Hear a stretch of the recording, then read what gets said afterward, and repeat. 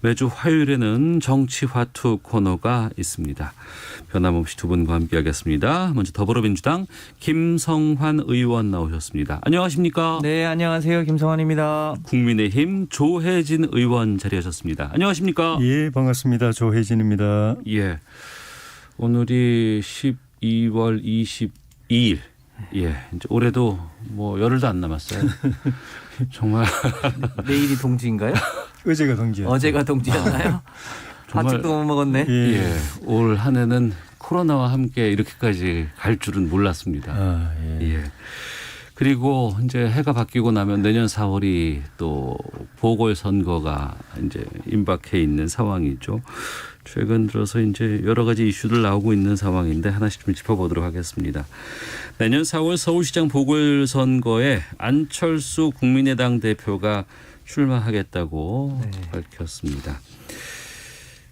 김성환 의원님, 민주당은 이 안철수 대표 출마에 대해서 상당한 좀 비판이 계속 지금 나오곤 있는데 어떻습니까? 네, 아마 서울시장 안 나오고 대권 직행하겠다고 얘기를 12월 초까지 했는데 네. 뭐 갑자기 말 바꾸기를 해서 아마 그런 얘기를 하는 것 같은데요. 제가 노원구청장 시절에 저희 지역의 상계동에서 안철수 의원이 한 번은 무소속으로 한 번은 국민의당으로 예, 그 지역구시군요. 출마를 예, 하셔서 맞습니다. 예, 이제 예. 지역에서도 여러 번 보긴 봤는데 아마 우리 당에서 크게 비판하는 거는 이분이 이제 정치를 시작한 지 한 10년 됐는데 너무 많은 당을 입당했다가 탈당하는 과정들 쭉 보면서 초기에 그러니까 백신 만들고 의사 생활하고 이럴 때 가졌던 기대감이 갈수록 아마 실망으로 바뀌어서 네. 생긴 일 아닌가 싶고요. 사실은 일반 국민들을 만나보면 그러니까 기대, 비판, 실망 지금은 뭐 언론은 일부 관심을 갖고 있습니다만 거의 본인한테는 죄송한데 네. 무관심 정도까지 이르는 거 아닌가. 그런데 또 뭔가를 해보시려고 하는 것에 대한 그런 것에 대한 일종의 비판 여론이 우리 당에 있는 것 같습니다. 네. 출마 의사 밝히면서 야권 단일화에 대해서 얘기를 했습니다. 지금 국민의힘에서는 지금 상당수 후보들이 지금 선거 운동을 이제 하고 있는 상황에서 예. 야권 단일화를 한다 그러면 이 방식은 어떻게 되는 것인지 예. 여러 가지 지금 분석들도 나오고 전망도 나오고 있거든요. 예. 저희는 어떻게 보십니까? 뭐 크게 보면 한 네 가지 정도 있을 수가 있을 것 같아요. 네. 첫째는 개별 입당해서 국민의힘으로 들어와서 예. 거기에는 지금 같은 무소속인 이제 금태섭 의원도 예, 개별 입당해가지고 국민의힘 후보로 단일화하는 거. 네. 그 다음에는 당대당 합당 해가지고 국민의당과 국민의힘이 합당되는 예, 거. 합당해서 후보 단일화하는 거. 네. 그 경우에도 이제 금태섭 의원도 같이 참여하는 게 전제가 돼야죠. 그 다음에는 2011년도처럼 네. 그 당시 민주당처럼 국민의힘이 후보를 한 명 선출하고 네. 그 다음에 안철수 후보나 금태섭 후보하고 같이 두 번째 결선 경선을 네, 네. 하는 방법. 마지막으로는 아예 그 우리 당 후보들까지 포함해서 네. 통합 경선 무대를 만들어 가지고 예. 저희 당 후보 당과 관계없이 야권은 다 그냥 다 나와라 해서 다 후보 등록하고 예. 경선에서 한 번에 후보 한 명을 선출하는 거. 네 가지 방법 정도가 있을 수가 있는데 저희 당도 결국은 후보 단일화가 승리의 관건이고 예. 안철수 후보 입장에서도 마찬가지고 그래서 그중에 어느 방법을 택하든 논의가 한쪽으로 모아질 가능성이 있다고 보여지고 또 그렇게 가야 되고요. 예. 그러면은 지금 안철수 대표와 국민의힘 측에서 좀 어떤 좀 접점이나 조율 같은 것들 접촉이 이루어지고 있습니까? 세세한 건 제가 잘 모르지만은 그렇게 긴밀하게 서로 사전에 협의가 있고 조율이 있고 그러지는 않은 것 같아요. 예. 우리 저 김종인 비대위원장의 공개적인 이 발언을 봐도 좀 그런 느낌이 있고 안철수 대표가 며칠 전에 기자 질문에 네. 국민의힘에 입당하는 문제에 대해서도 열어놓고 생각해 보겠다고 해서 언론 입장에서는 입당 가능성도 있겠다라고 네. 기사가 나갔는데 곧바로 입당은 안 한다는 쪽으로 이제 이야기를 하는 걸 보면은 네. 사전에 그런 게 다 조율이 되고 입당을 했을 때 자기가 충분히 당선될 수 있는 경선 룰이 서로 이제 조정이 되고 네. 뭐 그랬으면은 그렇게 하루 이틀 사이에 입장이 바뀌진 않을 텐데 그런 게 안 돼 있다는 느낌을 받습니다. 여권에서는 이 야권 단일화 상황에 대해서 어떻게 전망하시는지도 궁금하고 지금 여권의 후보들도 지금 어떤 움직임을 보이고 있는가도 좀 알려주시면요. 아까도 말씀드렸습니다만 안철수 대표는 최근에 여러 번의 선거에 나오는 과정에서 예. 사실상 소위 시민사회에 있을 때와 정치인 안철수로서의 모습에 일정한 국민적 검증이 상당하게 진행이 됐다라고 보여지고요. 현재 저희 서울시장과 부산시장을 준비하는 후보들의 면면이 저는 훨씬 더 국민들로부터 이미 검증도 되고 충분히 능력이 있을 거라고 보여집니다. 그래서 실제로 얼마만큼 큰 변수가 될까? 네. 그가 그동안 보여왔던 행태로 보면 글쎄요. 큰 변수가 되지 않을 가능성도 있다. 이런 생각입니다. 서울시장만 본다고 한다 그러면 지금 야권에서는 계속해서 지금 출마 선언들이 나오고 있거든요. 근데 여권에서는 지금 우상호 의원 외에는 지금 이렇다 할 움직임들이 잘 포착이 되지는 않습니다. 그건 왜 그렇습니까? 아무래도 현재 제일 유력한 후보로 거론되고 있는 분이 이제 박영선 중기부 장관인데 네. 아직 내각에 있는 상황이기 때문에 본인의 거취나 입장을 밝히기가 좀 어려운 측면이 있고 네. 박주민 의원도 하마평이 계속 오르고 있는데 아직 공식 출마 선언을 하지 않아서 그러지 않나 싶은데요. 뭐 기한이 많이 남아있지 않기 때문에 조만간 그렇게 후보로 거론되고 있는 분들이 자기 입장 표명을 하게 되면 네. 본격적으로 저희 당 내에 서울시장 후보 일종의 후보들 간의 경선 레이스가 시작되지 않을까 싶습니다. 또 다른 제4의 후보도 나올 가능성이 있습니까? 뭐 정치는 살아있으니까 가능성이 전혀 없다고 말하기는 어렵겠습니다만 현재로서는 지금 거론되고 있는 인물군이 유력해 보이고요. 그 외에 뭐 한간에는 뭐랄까요? 우리 사회 그동안 경제활동을 주로 해왔던 분들 중에서 검토하고 있다는 분이 있긴 있던데 아직은 뭐 구체화되지는 않은 것 같습니다. 아 그래요. 이 빅텐트 야권 단일화 야권은 함께 모여서 이제 한 방향으로 가야 된다 이런 주장에 대해서 우선 가장 중요한 것은 김종인 비대위원장의 생각이 아닐까 싶기도 합니다. 근데 그동안 안철수 대표에 대해서는 좀 그닥 그렇게 많이 생각하고 있지는 않으신 것 같거든요. 어떻습니까? 그랬던 걸로 저도 이해를 하고 있고. 근데 그 김종인 비대위원장 입장에서도 내년 4월에 서울시장 선거 승리가 본인의 정치적 성과 또는 이후에 또 어떤 계획이 있다면은 그 정치적 역할의 연장 이런 부분에 있어가지고 그게 핵심 관건이거든요. 서울시장 선거 지면은 역할이 끝나는 거죠. 그런데 서울시장 승리의 또 역시 핵심 관건은 범야권의 대통합이다. 저희 당에 있는 후보들 또 바깥에 있는 안철수 후보, 금태섭 후보 이런 후보 개개인의 득표력도 중요하지만은 지금 구도가 개인의 득표를 가지고 승리를 담보하기는 쉽지 않다. 결국은 문재인 정부를 교체해야 된다고 생각하는 심판해야 된다고 생각하는 모든 세력이 표를 하나로 모으는 것이 핵심이다.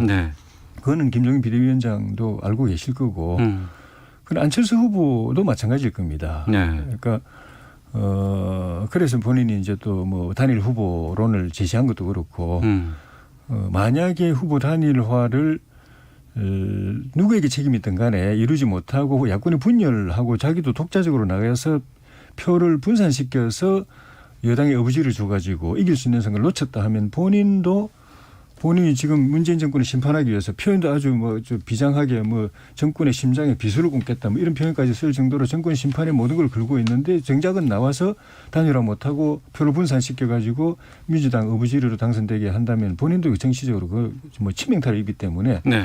서로가 개인적으로 맞듣지 않아도 그 단일화의 논의의 테이블에 나올 수밖에 없는 조건이다. 환경이다. 예. 그래서 가능성이 있다고 봅니다. 그렇군요. 지금 이 코로나 상황이 우선 그 전에 대진표가 한 2월이면 짜지나요? 어떻게 보십니까? 보궐선거의 특성이 있어서 선거가 4월 7일이잖아요. 예. 그러니까 대체로 정당은 2월 설날 이전에 후보를 국민들 밥상 위에 올려놓으려고 할 텐데 예.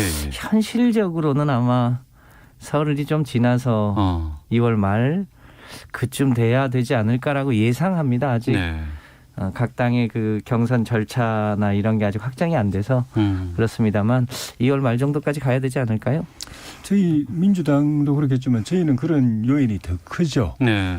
좀 전에 말씀드린 단순히 국민의힘 안에서 후보를 선출하는 과정 플러스 알파가 있기 때문에 그렇죠. 범보수 또는 중도까지 또는 그 반문 진보까지 아우르는 그 통합 후보를 선출해야 되는 그 구도를 짜는 거. 네. 그다음에 경선을 경우에 따라서는 2번 해야 될 수도 있는 거예요. 그래서 절차나 시간이 더 소요될 수도 있어서 예. 2월 말이나 3월 초까지 갈 가능성도 있다고 봅니다. 서울시장, 부산시장 이 보궐선거 어차피 지금 코로나 상황에서 치러질 수밖에 없을 것 같습니다. 네. 게다가 지금 비대면이기 때문에 선거운동을 하기도 쉽지도 않고 사람이 모일 수도 없고 이건 어떻게 전망하세요? 어느 쪽에 이게 어떻게 어느 쪽에 유리할지 이건 정말 예측하기도 힘들 것 같고 이래본 경험이 없으니까요. 어떻게 전망하시는지도 궁금하네요. 그래서 저희는 결국은 이제 바람이 중요하다. 구도가 중요하다. 예. 정권 심판론을 결집시킬 그런 판을 짜는 것이 중요하다. 그래서 범보수 중도 또 저 반문 진보까지 다 하나로 모아지는 후보 단일화 판이 짜여지게 되면은 네. 표의 결집이 그만큼 높고 비대면 상황에도 불구하고 내재적으로 네네. 선거 분위기가 굉장히 내면적으로는 굉장히 달아올 것이다. 그래서 그게 승패의 관건이라고 생각하고 네. 거기 성공하면은 비대면으로 선거운동이 대면 선거운동이 좀 약화되더라도 내면적으로는 이 투표 참여 열기를 굉장히 끌어올릴 수 있다고 봅니다. 네. 아마 우리 조혜진 의원님 당에서도 그럴 텐데 저희가 요즘 모이지를 못하니까 예. 소위 비대면 의원총회나 각종 회의를 다 지금 비대면으로 돌려서 온라인으로 하고 있거든요. 예. 한두 번 할 때는 약간 어색했어요. 그런데 지금은 오히려 훨씬 더 활발하게 소위 온라인 의원총회 과정에서 의원님들이 발언도 더 열심히 하고 굉장히 익숙해졌거든요. 네. 그래서 과거처럼 일종의 오프라인 선거 운동은 많이 줄어들겠지만 이 새로운 선거 방식에 누가 더 많은 이슈를 선점하고 또 국민적 동의를 구하느냐 네. 이게 이번 선거의 관건이 될 수 있을 것 같거든요. 또 이런 부분에는 저희 당이 워낙 경험도 있고 네. 또 국민들로부터 많은 교감이 있어서 충분히 잘할 수 있을 거라 이렇게 생각을 합니다. 알겠습니다. 더불어민주당 김성환 의원, 국민의힘 조혜진 의원과 함께 정치화투 말씀 나누고 있는데요. 오늘 내일 이틀 동안 국회에서는 인사청문회 진행되고 있습니다. 행정안전부, 보건복지부, 국토교통부, 여성가족부 네 장관 후보자에 대한 인사청문회 오늘 2분, 내일 2분 이렇게 예정돼 있습니다. 아무래도 지금 언론 쪽에서는 이 변창흠 국토교통부 장관 후보자에 대해서 많이 지금 보도들 나오고 있고 야당에서도 좀 이쪽에 좀 집중하고 있는 상황이죠. 어떻습니까? 예, 그 내 후보가 조금씩은 다 이슈들을 갖고 있는데 네. 순서로 보면은 변창흠 후보, 권덕철 또 전해철 후보, 네. 그다음에 여성부 장관 정영애 후보예요. 예. 그 순위인 것 같고. 네. 변창흠 후보 같은 경우는 지금 뭐 뜨거운 이슈인 부동산 문제. 권덕철 후보 같은 경우에는 코로나 방역 대책과 백신 확보 문제. 네. 이게 국민들의 초미의 관심사고 전해철 후보는 선거 주무 행자부 장관, 행안부 장관으로 이제 지명이 됐는데 네. 친문 핵심이라는 것 때문에 선거 관리 주무장관으로는 부적절한 거 아닌가라는 걸 저희 당에서 네. 한번 제기한 바가 있고 여성부 장관은 이제 전임 장관이 그 부산 서울시장의 그 전직 시장들의 그런 성추문과 관련해서 전직 장관이 답변을 잘 못했던 부분 그 관련해서 새 후보자는 장관 후보자는 어떤 인식이 있는지 그런 것 뭘 여쭤볼 텐데 핵심은 결국 변창흠 후보자에 대해서 집중될 가능성이 높아 보입니다. 예. 그냥 어떤 쪽에 좀 여러 가지 언론 보도를 나온 거 보면 지금 구의역 사고 관련해서 이제 발언이라든가 공공임대주택 거주자에 대한 그 뭐 표현이라든가 이런 부분들이 좀 부적절하다는 보도들 계속 나오고 있습니다. 그거는 이제 국무위원으로서 자질 또 품성이나 품격 그런 그릇의 크기 그런 부분에 대해서 이제 제기되는 그 비판이죠. 네. 인식이 잘못됐다. 노동관도 잘못됐고 또 말이 너무 거칠고 가볍다. 네. 폄하 발언, 비하 발언, 남에게 상처 줄 수 있는 발언을 공개적인 회의에서 쉽게 하는 사람이 아니냐. 국무위원으로서 자격이 있느냐 이런 거고. 네. 두 번째는 그 서울도시공사 사장, SH공사 사장으로 있을 때 인사 또 그 일감 처리하는 거 이런 부분에 있어 가지고 정실 인사라든가 그런 저희 공정성을 잃은 이 처사들이 많이 이제 드러나고 있는데 그런 것들이 문제가 되는 거고 어떻게 보면 제일 중요한 거는 이 부동산 정책을 어떻게 해 나갈 것이냐. 결국은 이제 문재인 대통령께서 계속 마지막까지 붙잡아 두고 싶었던 김현미 장관을 교체할 수밖에 없었던 것이 부동산 정책이 지금 뭐 광풍 상태에서 수습이 안 되니까 한번 수습해보라고 부르는 건데 문제는 이분이 문재인 정부의 부동산 정책이 역대 정권 중에서 제일 잘했다. 이렇게 공개적으로 이야기하시는 분이고 그 정책 기조도 규제 위주, 뭐 증세 위주, 또 수요 억제 위주, 또 공급을 하더라도 재개발, 재건축 같은 거는 민간 영역의 이런 개발은 억제하고 공공임대주택 가지고 문제 풀어보겠다고는 인식. 이게 다 이 정부에서 실패한 그걸 더 강화할 가능성이 있는 점. 이런 것들이 국민들이 보시고 판단하셔야 될 부분이라서 저희가 집중적으로 분석하고 있습니다. 알겠습니다. 문재인 정부의 국정 운영 철학과 좀 맞지 않는 분이 아니냐 여러 가지 발언이라든가 이런 맥락을 봤을 때 당 내에서도 지금 박성민 민주당 최고위원조차도 좀 상당히 부적절하고 심각하다 이렇게 평가를 하기도 했었는데 지명 철회까지는 아닙니까? 어떻습니까? 네, 일단 구의역 사고 관련이나 공공임대주택 거주자에 대한 발언에 대해서는 본인이 경솔했음에 대하여 인정하고 이제 사과를 했지 않습니까? 근데 그 문제가 곧 이제 지명 철회까지 연결되는 사안은 아닌 것 같고요. 뭐 잘 아시다시피 우리나라 이제 부동산이 다른 나라에 비해서 그 사실상 포트폴리오에서 굉장히 많은 부분을 차지하다 보니까 굉장히 예민하잖아요. 그 대통령님도 주거 사다리 얘기를 하셨는데 그러니까 모든 거를 다 이제 시장으로 내놓을 수도 없고요. 또 서울과 지방의 또 차이도 있고요. 소득 수준에 따라서 공공임대주택도 필요하고 또 일반 이제 시장에 내놓을 주택도 필요하고 그 중간에 일종의 다양한 일종의 사회주택 모델들도 필요한 거죠. 그러니까 일종의 지분 매입형 주택이라든지 그래서 자기 집을 갖고 싶지만 은행 대출이 쉽지 않은 분들은 처음에 좀 가격을 싸게 들어가서 장기적으로 네. 자기 지분을 늘려나간다든지 이런 여러 가지 층위의 주택 정책을 펴야 되는데 이런 경험은 한꺼번에 잘 이루어지는 것 같지는 않아요. 이제 그래서 그런 것에 비해서 지금 변창흠 후보 같은 경우는 SH공사 사장도 하고 네. 또 얼마 전까지 LH공사 사장을 하면서 다양한 주거 정책의 실험들을 해왔거든요.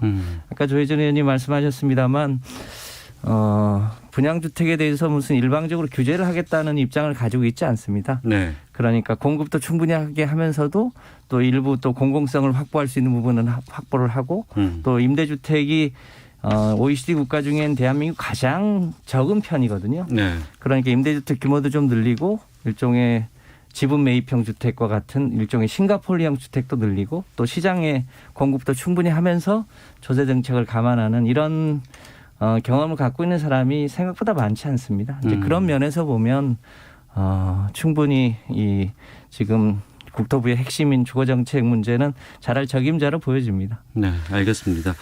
자, 지금 정치와도 함께하고 계시는데요. 헤드라인 뉴스 듣고 기상청 교통정보 확인하고 돌아와서 두 분과 계속해서 말씀 이어가도록 하겠습니다. 자, 이건 조혜진 의원께 좀 여쭤봐야 되겠는데요. 예. 이 장관 후보자 인사청문회 거친다고 하더라도 인준표를 받는 게 아니잖아요. 예. 그리고 이전에도 이제 뭐 야당에서 반대를 했다고 하지만 예. 그냥 임명 처리된 경우가 상당히 많이 있었습니다. 예. 이번에는 어떻게 하실 계획이십니까? 저희는 뭐 기존의 입장하고 똑같습니다. 네. 전략도 그렇고 숫자로 국회 안에서 뭘 할 수 있는 건 원천적으로 봉쇄되어 있기 때문에 네. 국민의 그 뜻, 국민의 지지, 국민의 공감과 동의가 네.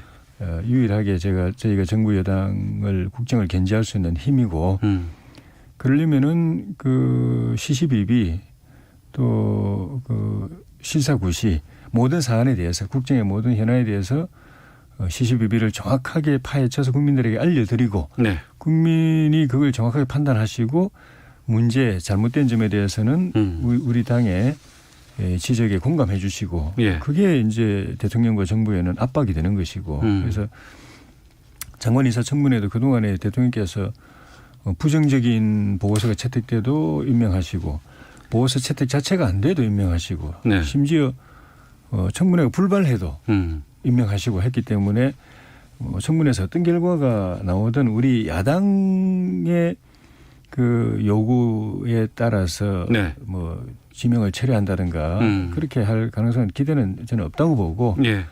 그렇지만 지금도 이미 저희 당이 여러 가지 인사 자료를 통해서 각 후보들의 문제점을 국민들께 알려드리는 것처럼 청문회 과정과 그 이후의 평가를 통해서 국민들이 다 보고 계시는 중에 네. 저희가 국무위원으로서 자격이 문제가 있다고 하면 그건 또박또박 말씀을 드려서 국민들이 평가를 하고 계시고 여론의 대통령 지지에 바로 반영이 되고 있고 국정 지지에 반영이 되고 있기 때문에 거기에 저희가 충실할 거고 그걸 제대로 하면 그거는 대통령께서 아무 무시 못 하실 거예요. 예. 민주당도 민주당은 좀 많이 아무래도 방어의 입장으로 그동안 인사청문회를 좀 임해 왔었는데 이번에는 어떻습니까? 우리 조혜전 의원님도 말씀하셨습니다만 이제 인사청문 과정에서 크게 세 유형이 있는 것 같아요. 네. 특별하게 자격에 문제가 없는 분들이 이제 보고서 채택이 됐고요. 약간의 흠집이 있지만 장관 후보로서 그 자격이 있나 도덕성에 큰 흠결이 없는데 과도하게 소위 흠집 내기를 해서 보고서가 채택되지 않은 경우도 꽤 있었거든요. 네. 그런 경우에는 불가피하게 임명을 했고요. 결국은 이제 국민들의 민심이 중요한데 이제 청와대 민정수석실 등에서 인사수석실 등에서 검증을 하지만 네. 그 과정에서 그 5대 원칙에 따라서는 검증을 하는데 미처 검증되지 않는 게 인사청문회 과정에서 드러난다든지 해서 네. 이게 충분히 장관으로서의 업무를 수행하기 부적절하다는 분들은 스스로 사의를 표하거나 철회하거나 이런 적이 꽤 있었습니다. 그러니까 일방적으로 강행하지 않았고요. 네. 그 유형에 따라서 적절하게 이 인사청문회 과정을 지켜보고 판단하실 거라고 생각합니다. 알겠습니다. 자, 그리고 하나만 좀 더 여쭤보겠습니다. 지금 오늘 윤석열 총장에 대한 징계 여기에 대해서 이제 법원에서 심의가 지금 진행 중인 것으로 알고 있습니다. 오후에 있다고 하는데요. 그런 과정에서 몇 가지 지금 뉴스들이 나오고 있습니다. 이용구 법무부 차관이 취임 전에 택시기사의 멱살 잡은 사건, 이걸 두고 경찰이 단순 폭행으로 마무리 지었고 이게 봐주기 논란이다, 이렇게 휩싸였다고는 하는데 이 부분에 대해서 어떻게 보고 계신지. 야당에서는 지금 경찰 항의 방문했습니까? 예. 이게 단순 폭행이 아니고 특정범죄 가중처벌법 특가법상 폭행이거든요. 그렇기 때문에 이거는 반의사불벌죄, 그러니까 피해자가 원하지 않으면 처벌을 할 수 없는 죄가 아닙니다. 네. 단순 폭행죄면은 반의사불벌죄. 그 택시기사 그분이 나 처벌을 원하지 않는다면 경찰이 처벌을 하고 싶어도 못하지만은 특가법상의 이 그 운전자 폭행은 반의사불벌죄가 아닙니다. 그래서 설령 운전자께서 이 이용구 차관을 처벌하고 싶지 않아도 경찰은 처벌해야 되는 겁니다. 거기서부터 이게 완전 법을 어긴 진짜 법을 사수해야 될 기관이 법을 어긴 그런 케이스인데 이용구 차관은 임명될 때부터 사실 그 말이 많았지 않습니까? 법무부 법무실장 하다가 변호사 하고 있는데 대통령께서 급하게 차관으로 임명하신 게 윤석열 검찰총장 그 해임을 빨리 추진하기 위해서 인사 검증도 제대로 못하고 그래서 이 문재인 정부의 그 차관 인사 기준이라고 하는 그 아파트 두 채도 못 걸르고 강남에 아파트 두 채가 있다는 걸 알면서 그것도 알았는지 몰랐는지도 그 확인 안 된 상황에서 임명해버렸고 이거는 그보다 더 큰 문제인데 임명했거든요. 그러니까 기본적으로 법무차관, 법을 다루는 법의 수호기관인 법무차관, 그 직전에 법무실장을 했던 법무실장을 했던 사람이 일단 술 취해가지고 자기 자제가 안 돼가지고 운전자의 목덜미를 잡고 멱살을 잡고 이렇게 거의 다 형법상 폭행죄인데 그걸 했다는 행실 자체가 이거는 기본이 안 돼 있고 그다음에 경찰에서 나와서 조사받으라고 했는데 끝까지 안 갔습니다. 법무실장 지내고 지금 법무차관 된 사람이 그런 거예요. 그러니까 이거는 법이 무섭지 않은 거예요. 내가 뭐 친문 핵심이고 뭐 법무실장 지냈고 이러면은 법이 진짜 법이 없는 무법한 권력이 있으면은 그 법이 없는 그런 세상을 대표적으로 보여준 케이스예요. 재수사해야 된다. 당연히 이제 이거는 특가법상 그 처벌 대상인 것이 이번에 확인됐기 때문에 그 경찰이 못하면 검찰에도 빨리 해야 되고 이걸 덮는 과정에서 경찰이 덮는 과정에서 관여했던 경찰관 수사 경찰관이나 뭐 그 위에 수사 그 경찰서 그 상급자나 만약에 서울청이나 경찰청 본청까지 이게 재가가 있으면 그 사람들 다 알겠습니다. 그 특가법상의 특수 직무유기죄에 바로 해당합니다. 그게 공범이 됩니다. 다 다시 조사받고 처벌받아야 되고. 이게 밝혀진 상황에서는 이용구 차관이 법무차관으로 자리에 그대로 있을 수가 없죠. 빨리 그만두셔야 됩니다. 그리고 수사받아야 됩니다. 어떻습니까? 네, 일단 요 사건에 대해서는 이제 경찰이 엄정하게 다시 들여다보겠다고 했으니까요. 그러니까 본인이 이제 술이 좀 취해서 잠들었는데 깨어나는 과정에서 이제 택시기사 멱살을 잡았다는 거잖아요. 본인이 택시기사가 처벌을 원치 않아서 내사 종결을 했다는데 지금 문제제기가 있으니만큼 좀 정밀하게 들여다볼 필요가 있고요. 저희 당이 소위 이 고위공직자 범죄수사처를 만들자고 하는 이유도 사실 이런 데 있는 거 아닙니까? 특히 검찰 같은 경우 얼마 전에 라임의 김봉현 과 함께 그 검찰 출신 변호사와 현직 검사 3명이 같이 큰 향을 받았는데 한 사람만 기소하고 2사람은 사실상 면죄부를 준 거잖아요. 이런 특권들이 남아있는 것에 대하여 고위공직자들을 엄정하게 다루자고 하는 게 공수처의 취지인 만큼 그런 차원에서 엄정하게 들여다볼 필요가 있다고 보여집니다. 우리 사회에 누구든 이 법 앞에 평등할 수 있는 것이 모든 곳에 적용될 수 있도록 하는데 여기도 무슨 예외라고 생각하지 않습니다. 알겠습니다. 그리고 지금 청와대 국민청원이 좀 뜨겁습니다. 사의 표명한 추 장관의 재신임을 요구하는 청와대 청원이 30만을 넘었고 윤 총장에 대한 징계 처리와 해임 반대를 요구하는 청원도 30만 명이 넘었습니다. 이건 어떻게 보세요? 김성환 의원님. 네, 이제 우리 사회에 이제 가치의 충돌이 있는 거죠. 추미애 장관을 통해서 일종의 우리 사회가 모든 사람이 법 앞에 평등해야 한다. 그 네. 핵심이 지금 검찰 개혁이다. 이 검찰 개혁을 꿋꿋하게 추진해온 추미애 장관에 대한 지지와 엄호가 한편으로는 있는 거고요.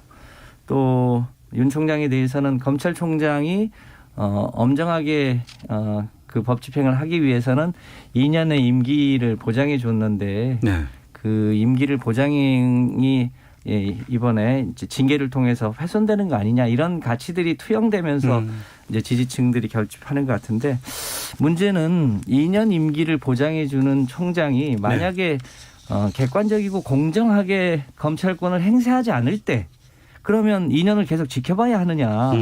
그럴 때는 그러면 어떻게 누가 어떤 방법으로 그것을 제어할 것인가 이 문제가 여전히 남아있는 쟁점 아닌가 싶습니다. 알겠습니다. 조혜진 의원님. 제가 볼 때는 이거는 민심 속에 여론의 대반전이 이걸 통해서 확인되고 있다고 봅니다. 네. 청와대 청원 게시판은 그 친문 그 지지자 열성 지지자들의 놀이마당이나 마찬가지입니다. 홈그라운드나 마찬가지입니다. 그 네. 사람들이 가지고 노는 여론 조성하는 거기 판인데 그게 지금 반대 여론이 3대 4, 그 1대1 그러니까 그 똑같다는 건 아닙니까? 30만 대 30만이면 이러면은 그 홈그라운드에서 이렇게 반영이 된다고 하면 실제로는 정권의 처사에 대해서 반대하고 비판하고 불만을 가진 게 배는 된다고 봐야 되는 겁니다. 여론조사 결과도 지금 추미애 장관이 검찰개혁이라고 막 떠들 때는 뭐 검찰개혁 지지 이게 굉장히 높다가 지금 상황이 보니까 이게 검찰개혁이 아니라 검찰 장악이고 검찰개악이라는 걸 알면서 이게 뒤집어졌거든요.